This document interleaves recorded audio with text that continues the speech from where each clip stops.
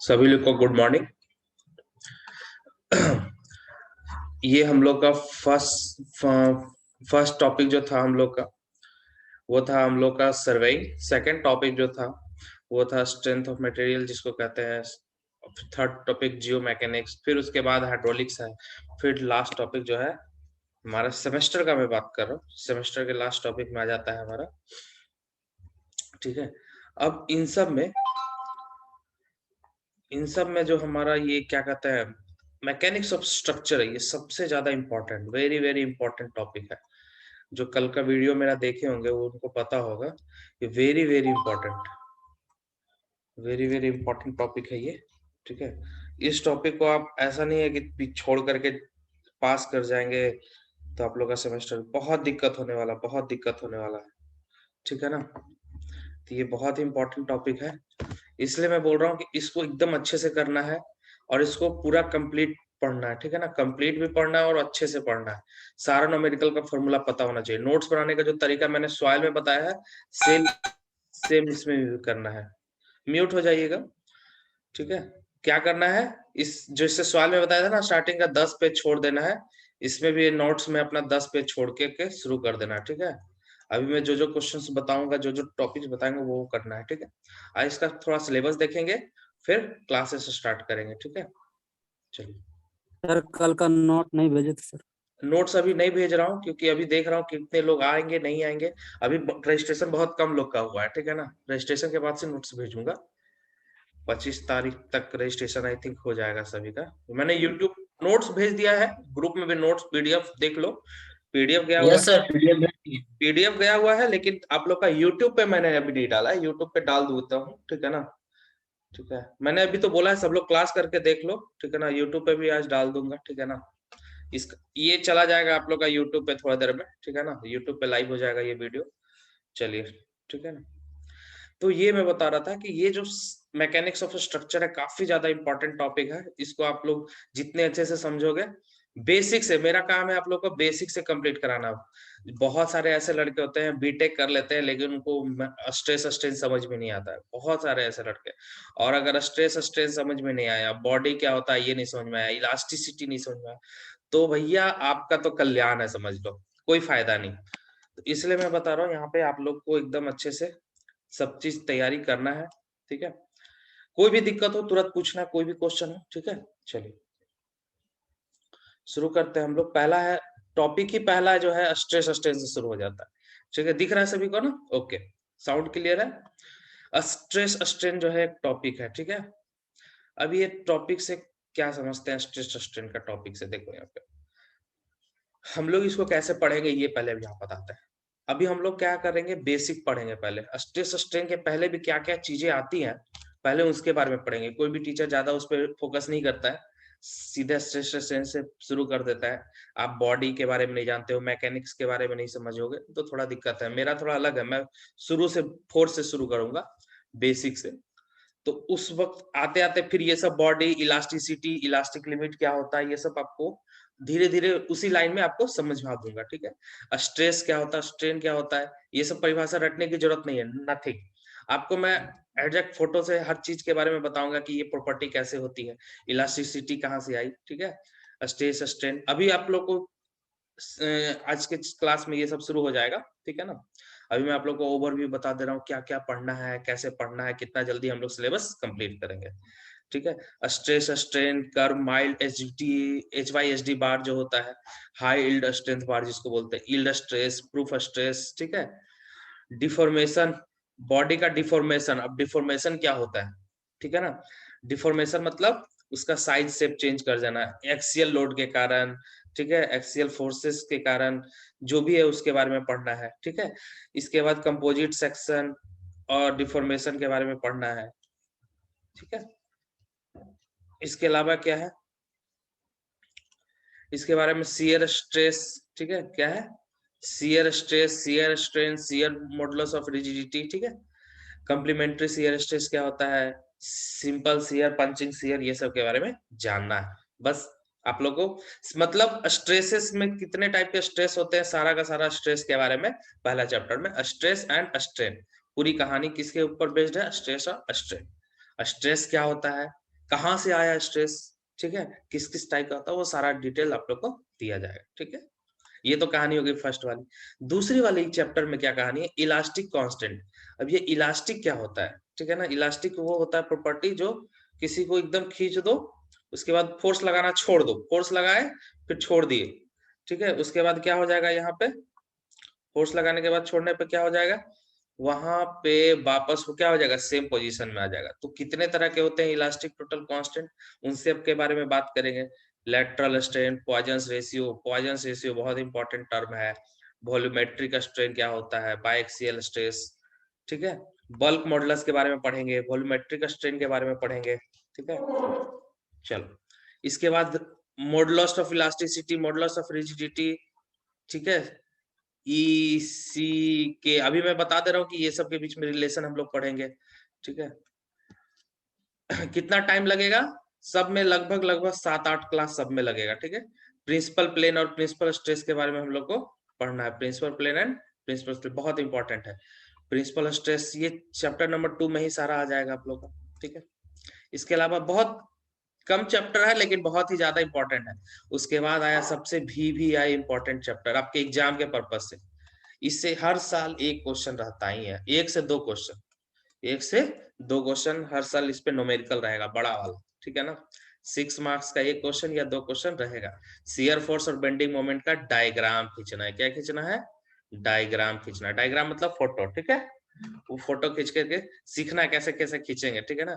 आपको इस तरह का एक बीम दिया जाएगा, सारा बीम का ही है जनरली, बीम पे खींचने का इसमें, ठीक है ना। बीम पे ही सारा खींचना है, ठीक है। अब बीम क्या होता है, बीम पढ़े हो ना तुम लोग, बिल्डिंग कंस्ट्रक्शन में बीम पढ़े होगे, ठीक है। वो क्या होता है, चारों तरफ से कॉलम के जस्ट यहाँ पे ये कॉलम हो गया, कॉलम के जस्ट ऊपर बीम रहता है। तो बीम में क्या क्या लोड लगता है, तो ये कैसे डिफ्लेक्ट हो जाता है, ये सब के बारे में पढ़ना है। अभी मैं सिलेबस क्यों बता रहा हूँ, सीधे क्यों नहीं स्टार्ट कर दिया, क्योंकि मैं आपको बताना चाहता हूँ कि आप लोगों को क्या क्या पढ़ना है, कैसे पढ़ना है, कौन कौन सा चैप्टर इंपॉर्टेंट है, सब पता होना चाहिए, ठीक है ना। ओके, ठीक है। ये बेंडिंग मोमेंट ये सब क्या होता है, बेंड करने का प्रॉपर्टीज के बारे में सीखना है, ठीक है। चलो, यूडीएल क्या होता है, ये सब क्या होता है, ये सब लोड वोड के बारे में बहुत इजी चीज है, बहुत इजी। एक बार अगर कॉन्सेप्ट समझ गए ना शियर फोर्स और बेंडिंग मोमेंट डायग्राम खींचने का, फिर आपको 6 मार्क्स आपके लिए एकदम रखे हुए हैं, बहुत इजी है। बस एक बार कॉन्सेप्ट लेना है, बहुत इजी है, ठीक है। चलिए, अब नीचे चलते हैं, नीचे में और क्या है देखते हैं यहाँ पे, मोमेंट ऑफ इनर्सिया, ठीक है। अब ये मोमेंट ऑफ इनर्सिया क्या चीज है भाई, इनर्सिया आप लोगों ने पढ़ा होगा, उसी तरह मोमेंट ऑफ इनर्सिया होता है, MI इसको बोलते हैं, ठीक है। अब ये कॉन्सेप्ट क्या है मोमेंट ऑफ इनर्सिया की, इसके बारे में पैरेलल एक्सिस, परपेंडिकुलर एक्सिस और मोमेंट ऑफ इनर्शिया का पढ़ना है। Built up section, symmetrical symmetrical section. मैं देख रहा हूँ ना यूट्यूब पे कुछ नए नए जो है, आई थिंक वो 4 या 5th सेमेस्टर के लड़के हैं, वो भी बैच चला रहे हैं, ठीक है। मुझे भी डाउट हो रहा था, पता नहीं क्या है नहीं है, ठीक है। तो इसलिए मुझे वो वीडियो बनाना पड़ा कि बहुत सारे व्यूज है लड़के के उसमें। अब मैं देख रहा हूँ कि बहुत, मुझे लग रहा था कि क्या वो कर पाएगा कि नहीं। तुम लोग शायद देखे होगे तुम लोग भी यूट्यूब पे वीडियोस, वो बैचेस चला रहा था, शायद वो 4th या 5th सेमेस्टर का ही लड़का था। और मुझे डाउट हो रहा था कि लड़के लोग अपना फ्यूचर ना बर्बाद कर ले उसके चक्कर में। अगर उससे नहीं हो पाया तो फिर तो ये सब जो है ना बहुत कॉन्सेप्चुअल चीज है। अगर कॉन्सेप्ट नहीं मिला, कॉन्सेप्ट में नहीं मिला तो मोमेंट ऑफ इनर्शिया अगर नहीं समझ में आया, शियर फोर्स बेंडिंग मोमेंट समझ में नहीं आया, तो ये जो मॉस है कभी समझ में नहीं आने वाला है। मैं सही बोल रहा हूँ, इसलिए कॉन्सेप्ट लेना बहुत जरूरी है। और क्लासेस इसमें मत मिस करिएगा आप लोग, ठीक है। ये चीज बहुत इंपॉर्टेंट है। लास्ट 5वां नंबर टॉपिक है, ठीक है। सबसे इंपॉर्टेंट में ये स्ट्रेसेस एंड बीम, ये इंपॉर्टेंट है, ठीक है। स्ट्रेस एंड बीम, ये जो प्योर बेंडिंग के बारे में इसमें बात होती है, ठीक है। स्ट्रेस कैसा लगता है, थ्योरी ऑफ सिंपल बेंडिंग, ठीक है। ये सब के बारे में बात करना है, स्ट्रेसेस के बारे में, ठीक है। बीम में कैसा स्ट्रेस लग रहा है, स्ट्रेस तो हम लोग पढ़े थे शुरू में, स्ट्रेस स्ट्रेन। अब उसको बीम के कॉन्सेप्ट में पढ़ना है, ठीक है, कि बीम में क्या होगा। बीम समझ रहे हो ना, बिल्डिंग में जो बीम आता है उसमें पढ़ना है सारा। अब नेक्स्ट है एनालिसिस ऑफ ट्रसेस, ये सब बहुत छोटे छोटे चैप्टर है, ठीक है ना। परफेक्ट फ्रेम, इम्परफेक्ट फ्रेम क्या होता है, ये सब छोटे छोटे चैप्टर है। Redundance, method of joint method, graphical method, इससे छोटा एक न्यूमेरिकल आ सकता है मैक्सिमम, इससे आता नहीं है जनरली। ये भी बहुत छोटा सा चैप्टर है। Type of loading, spring energy जो है ना, स्ट्रेन एनर्जी उसी से रिलेटेड है, ठीक है ना। स्प्रिंग थ्योरी, ये स्ट्रेन वगैरह, प्रूफ रेजिलियंस, ये सब के परिभाषा बस देखना। तो ये दोनों चैप्टर बहुत छोटे हैं, मेनली आपको 5 चैप्टर बहुत ज्यादा पढ़ना है, ठीक है। चैप्टर यूनिट 1 to 5, उसमें से सबसे ज्यादा इंपॉर्टेंट कौन सा चैप्टर है, अभी मैं बता दे रहा हूँ, मार्क कर दे रहा हूँ, सबसे ज्यादा इंपॉर्टेंट है चैप्टर नंबर, ठीक है, 1 तो बहुत इंपॉर्टेंट है भाई, 1 से तो समझ लो कि ये 1 अगर खराब तो सारा खराब। Chapter number 1 very very important, ठीक है, इंपॉर्टेंट चैप्टर है, ठीक है। चैप्टर नंबर 1 इंपॉर्टेंट है, इंपॉर्टेंट तो सारे चैप्टर है, लेकिन उसमें से 3 चैप्टर बहुत इंपॉर्टेंट है, 2 भी बहुत इंपॉर्टेंट है, और चैप्टर नंबर 3, ठीक है ना, ये तीनों चैप्टर बहुत इंपॉर्टेंट है, इसको एकदम वीक नहीं होने देना है, ठीक है, एकदम कंप्लीट रखना है। तो चलिए अब शुरू करते हैं चैप्टर नंबर 1 से, ठीक है। चलिए अब शुरू करते हैं। मैकेनिक्स ऑफ स्ट्रक्चर हमारे पास क्या है, थोड़ा सा इसको छोटा कर लेते हैं, ओके, ठीक है। हमारे पास क्या है, मैकेनिक्स ऑफ स्ट्रक्चर, हम लोग का यही नाम है ना टॉपिक का, एमओएस जिसको बोलते हैं, इसको कहते हैं मैकेनिक्स ऑफ सॉलिड्स भी बोलते हैं, ठीक है। अब ये मैकेनिक्स ऑफ स्ट्रक्चर्स क्या होता है, मैकेनिक्स मतलब क्या होता है, ठीक है ना, पहले इस चीज पे फोकस करते हैं। हम लोग को कोई भी अगर मैकेनिक्स ऑफ स्ट्रक्चर मॉस पढ़ना है तो 5 चीजों के बारे में एकदम हम लोग को पूरा बेसिक पता होना चाहिए। मैकेनिक्स क्या होता है, बॉडी क्या होता है, ठीक है ना, बॉडी हम लोग ये सब 5 टर्म जो है बार बार यूज करेंगे इस पूरे हम लोग चैप्टर में, मतलब पूरा जो बुक मॉस का जो सिलेबस है उसमें ये 5 चीज जो है बार बार यूज करेंगे। अगर ये 5 चीज समझने में आपको दिक्कत होगी तो फिर दिक्कत होगा। मैकेनिक्स बोलूंगा, बॉडी बोलूंगा कि बॉडी डिफॉर्म हो जाती है, किसी बॉडी पे लोड आएगा, ठीक है, तब लोड का मतलब क्या होता है, लोड किस किस टाइप का होता है, ठीक है। डिफॉर्मेशन, डिफॉर्मेशन के बारे में बात करूंगा, स्ट्रेंथ के बारे में बात करूंगा, इन सारी चीजों के बारे में, 5 चीज के बारे में आपको पता होना चाहिए, ठीक है, कि ये क्या क्या होता है। सीधे स्ट्रेस स्ट्रेन पे आएंगे, बॉडी नहीं समझोगे तो दिक्कत आ सकती है, इसलिए पहले हम लोग बेसिक पे बात करेंगे कि बेसिक में मैकेनिक्स क्या होता है, ठीक है ना। चलो अब हम लोग सबसे पहले आ गए मैकेनिक्स, ठीक है। अब मैकेनिक्स होता क्या है, ठीक है। तो देखो ये क्या है, जितना भी मैंने बताया कि हम लोग जितना भी इंजीनियरिंग पढ़ रहे हैं सब क्या है, एक साइंस है, सब क्या है, साइंस है। जो ये भी मैकेनिक्स भी क्या है, साइंस है। ये किसके बारे में बात करता है, ये ये बिहेवियर, किसी भी बॉडी का बिहेवियर देता है अगर हम लोग फोर्स अप्लाई करते हैं। मैकेनिक्स क्या आता है, जब हम फोर्स अप्लाई करते हैं तो उस बॉडी में क्या क्या बिहेवियर होता है, कैसा उस फोर्स को रिएक्ट करता है, उसी के बारे में पढ़ने को ही क्या बोलते हैं, मैकेनिक्स बोलते हैं, ठीक है। तो मैकेनिक्स का मतलब क्या हुआ कि ये डायरेक्टली रिलेटेड टू फोर्स। अगर हम लोग किसी वस्तु पर फोर्स लगाते हैं तो वो कैसा रिएक्शन करेगा, जैसे हम लोग किसी को थप्पड़ मारेंगे तो वो सामने वाला क्या रिएक्शन क्या होगा, बहुत गुस्सा हो जाएगा। तो ये उसका मैकेनिक्स क्या हो जाएगा कि वो बहुत गुस्सा हो गया। तो अगर हमने किसी पे वस्तु पे भी फोर्स लगाया, मान लो ये पेन है, इस पे हमने फोर्स लगाया, तो ये क्या हो जाएगा, आगे बढ़ जाएगा। तो इस मैकेनिक्स को हम लोग को जो अगर फोर्स लगाने के बाद जो इसमें इसका बिहेवियर क्या हुआ, ये आगे बढ़ गया, इसी को क्या बोलेंगे, मैकेनिक्स बोलेंगे। समझ गए, मैकेनिक्स का मतलब यही होता है कि फोर्स लगाने के बाद उसका क्या प्रतिक्रिया हुआ, ठीक है, उसी बिहेवियर को जानने के लिए मैकेनिक्स बोलते हैं। क्लियर, मैकेनिक्स तो समझ गए। अब ये मैकेनिक्स 2 भागों में बांटा गया, ठीक है। एक होता है स्टैटिक, डायनेमिक। अब ये स्टैटिक मतलब क्या होता है, जब बॉडी जो है रेस्ट में हो, बॉडी क्या हो, ये रेस्ट में सोया हुआ था, ये पेन, ठीक है, ये हमारा ऐसे ही बैठा हुआ था 2 साल से, हमने आया इसको ऐसे धक्का मार दिया। अब ये रेस्ट में तो रहेगा नहीं, ये तो पता है आप लोग को, फोर्स जैसे ही लगाएंगे ये क्या हो गया, रेस्ट में रहेगा ही नहीं। तो ये क्या होगा, मोशन इसमें आ जाएगा। तो हमने कहा कि फोर्स लगाने के बाद जस्ट क्या हो गया, मोशन हो गया। तो उसको क्या बोलेंगे, स्टैटिक्स। जब बॉडी रेस्ट में रहेगा और हमने फोर्स लगा दिया तो वो क्या आ जाएगा, मोशन में आ जाएगा। तो स्टैटिक्स मतलब जब बॉडी रेस्ट में रहेगा, बॉडी क्या रहेगा, रेस्ट में रहेगा। डायनेमिक्स मैकेनिक्स क्या होता है, डायनेमिक्स मतलब जब बॉडी क्या होगा, बॉडी समझ लो कि बॉडी क्या होता है, आगे बताते हैं बॉडी क्या होता है। बॉडी क्या हो गया, मोशन में हो गया, ठीक है ना, ठीक है। आप फिर से बताइए सर। मैं बता देता हूँ, फिर से बता देता हूँ। देखो मैकेनिक्स क्या हुआ पहले समझो।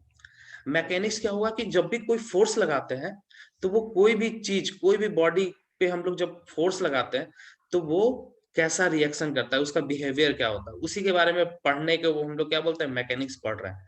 मैकेनिक्स पढ़ने का मतलब किसी भी बॉडी पे जो फोर्स लगाते हैं उसके बारे में हम लोग जो पढ़ेंगे उसको क्या बोलेंगे, मैकेनिक्स, ठीक है।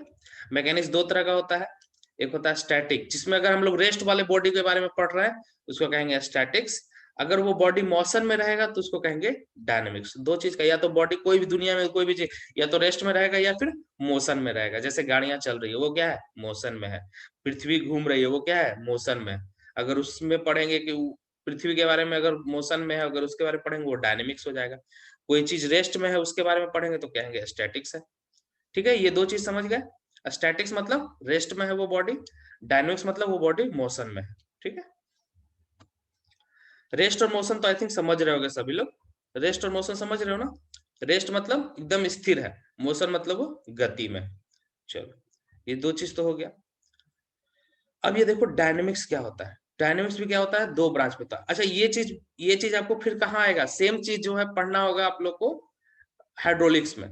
ये चीज अभी यहाँ पढ़ लिए ना, हाइड्रोलिक्स में भी सेम है, काइनेमेटिक्स और काइनेटिक्स। वहां भी हाइड्रोलिक्स वाले में 2 पार्ट हो जाता है। ठीक है, दोनों सेम चीज हो जाएगा। ठीक है, क्योंकि हाइड्रोलिक में भी क्या है, मैकेनिक्स है हाइड्रोलिक। ठीक है, वो भी क्या है, मैकेनिक्स है। ठीक है, तो अब देखो ये क्या हो गया, डायनेमिक्स क्या हो गया, 2 पार्ट में फिर डिवाइड हो गया, काइनेमेटिक्स और काइनेटिक्स। अब ये तो डायनेमिक्स पता ही है क्या है, मोशन के कारण है। किसके कारण है, मोशन के कारण। डायनेमिक्स किसके कारण आ रहा है, मोशन के कारण। अब ये फिर से 2 पार्ट में डिवाइड हो गया, पहला हो गया काइनेमेटिक्स, दूसरा हो गया काइनेटिक्स। ठीक है, अब इसमें क्या हो गया ना कि मोशन में हम लोग फोर्स के बारे में, फोर्स तो लगेगा कंफर्म है इसमें, लेकिन फोर्स के जिसके कारण लगता है उसको हम लोग चर्चा नहीं करते हैं। काइनेमेटिक्स में क्या होता है, भैया हमको किसने मारा उसके बारे में हम लोग चर्चा नहीं करते हैं। ठीक है, अब इसका मतलब क्या हुआ, अब ये समझते हैं।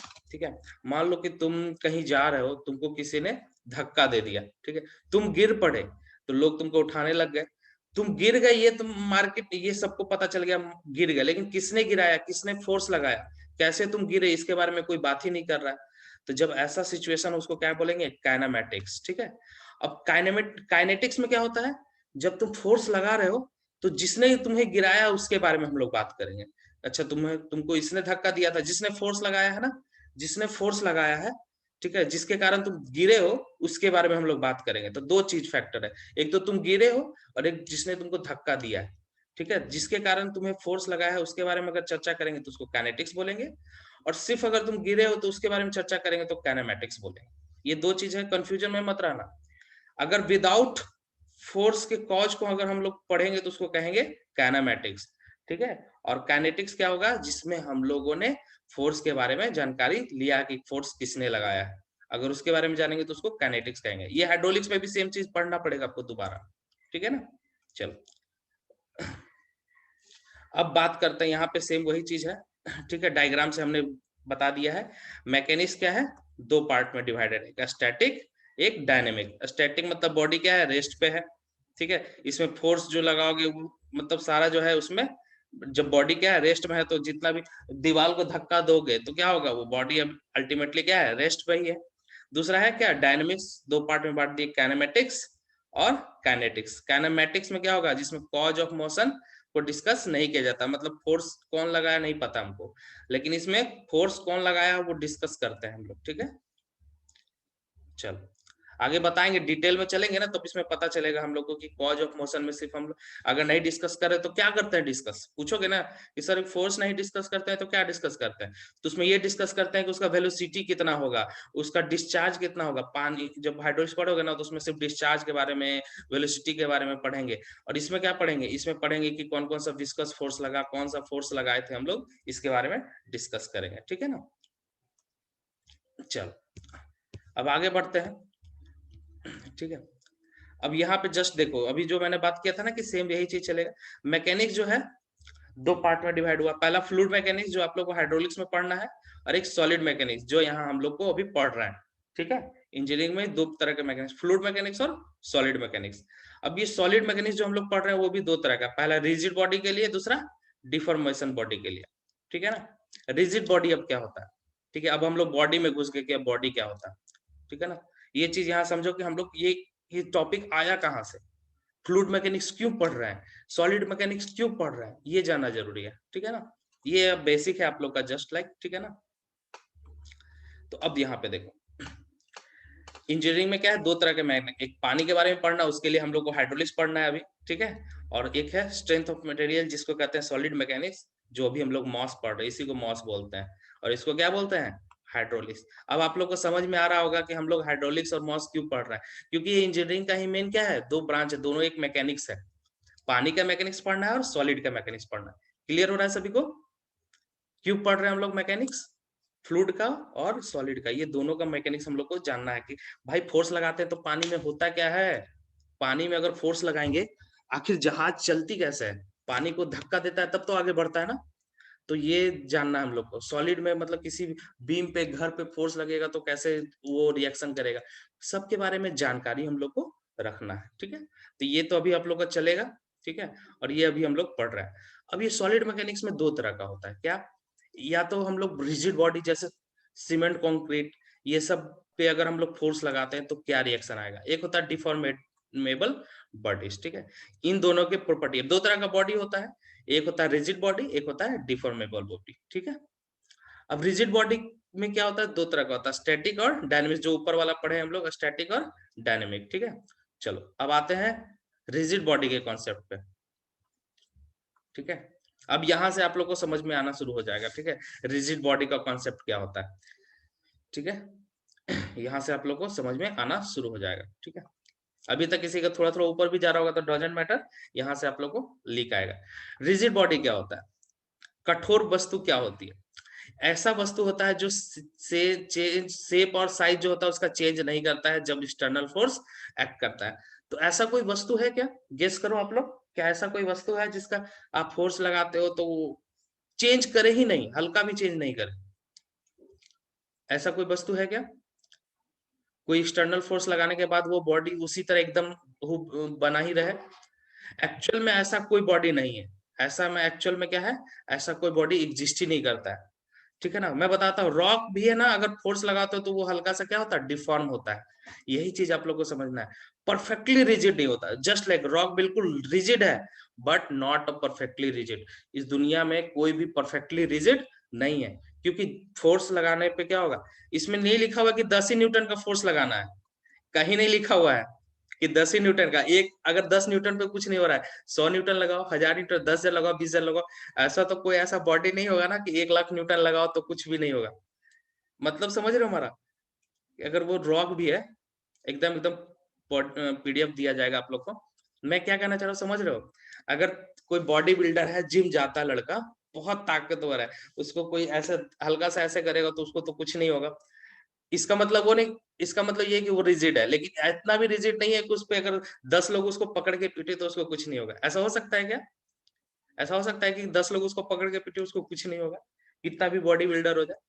तो इसका मतलब ये है कि कोई भी बॉडी जो है परफेक्टली रिजिड नहीं होती है, बस हम लोग को फोर्स, अमाउंट ऑफ फोर्स को क्या चेंज करना है, बढ़ा दो ना फोर्स, नहीं टूट रहा है, बोलते हैं ना, मम्मी बोलती है भाई अगर ये नहीं हो रहा, डब्बा नहीं खुल रहा है तो क्या करो, और जोर से दम लगाओ, और जोर से दम लगाओ, तो खुलना ही है।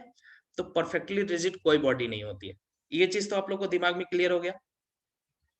रिजिड बॉडी समझ में आ गया कि रिजिड मतलब, ठीक है ना, हाँ। हाइपोथेटिकल बॉडी, बिल्कुल, ये क्या है, हाइपोथेटिकल मतलब ये हम लोग एक मान के चलते हैं कि ऐसा कोई बॉडी होगा, ठीक है, जो जिसपे कितना भी फोर्स लगाओ कुछ होगा ही नहीं उस पे, मान के चलते, बट ऐसा कोई बॉडी नहीं है, क्योंकि जितना ज्यादा फोर्स बढ़ाते जाओगे कुछ ना कुछ इसमें चेंजेस आएगा, ठीक है।